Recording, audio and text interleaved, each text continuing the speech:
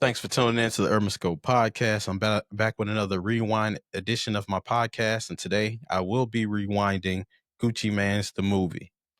Now, this is my favorite project from Gucci Mane. Now, whether that be album or mixtape or EP or whatever project that he released, this is my favorite project simply because of the flow that he had on this album. The production was great as well, and it's a DJ drama project. And I'm talking about this mixtape that was heavy around the prime of DJ drama, Gangster Grill's mixtapes, where anytime anybody dropped the Gangster Grill mixtapes, you ran and go hear it. Uh, Whether you didn't like the artist or didn't know the artist, they gave you a different perspective of their music and what they were trying to do. So I wasn't a fan of Gucci Mane before this mixtape. He had a couple of songs that I liked, but for the most part, it just wasn't what I was into as far as music wise. So but this album gave me, or this mixtape gave me a different perspective about Gucci Mane, just a different appreciation because before I really didn't have one, but now, he was kind of one of the first artists that made me realize that, I have to diversify more into my ear of listening to the music, especially when it comes to hip hop. R&B is not so much. It's pretty much, it's all pretty much in the same bag, so to speak. But hip hop, it really has different ebbs and flows as far as artists and who you like and who you don't like, especially when it comes to the younger music. It's definitely different to hear, or you have to have patience with.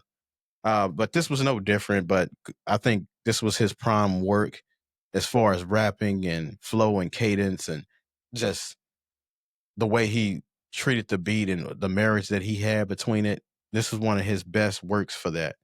Excellent flows, metaphors. He was actually very lyrical on this mixtape, which is you can't really say a lot about Gucci Mane, but he is influential to what hip hop was, especially in the South, and putting other artists on, giving people opportunities, just being, you know, just a, a steward for hip hop, even when he wasn't at his best mentally. But nevertheless, this album was perfectly titled The Movie because it was a movie, or the kids call it a zoovie.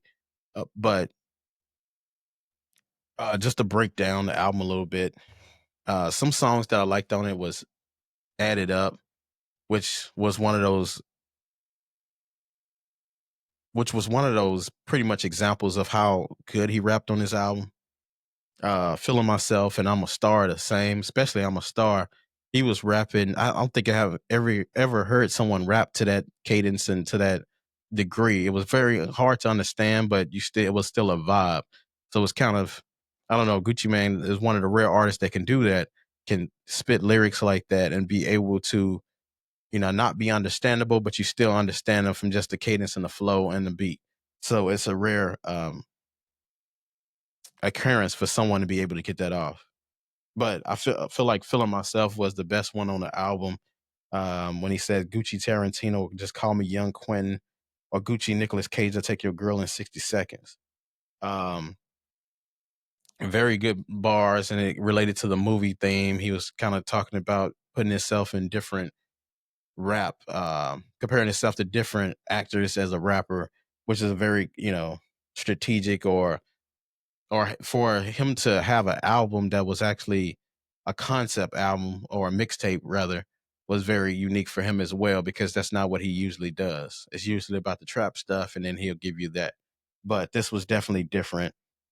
Um, you know what it is with Young Jock, which I definitely have to cover Young Jock's first album, what it meant to me. It was one of those albums that I walked, 3, 4 miles to go get, didn't regret. It had a lot of songs on there, very few skips on Young Jock's first album. And he's very underrated as a rapper as well. He only really dropped 2 projects, being on the Bad Boy albums, but I believe the contract disputes and things like that kind of deterred him from it. But being on Love and Hip Hop now, he's seen in a different light, but people don't realize Young Jock he had the flows, he had the raps, he had the style, he had the star power.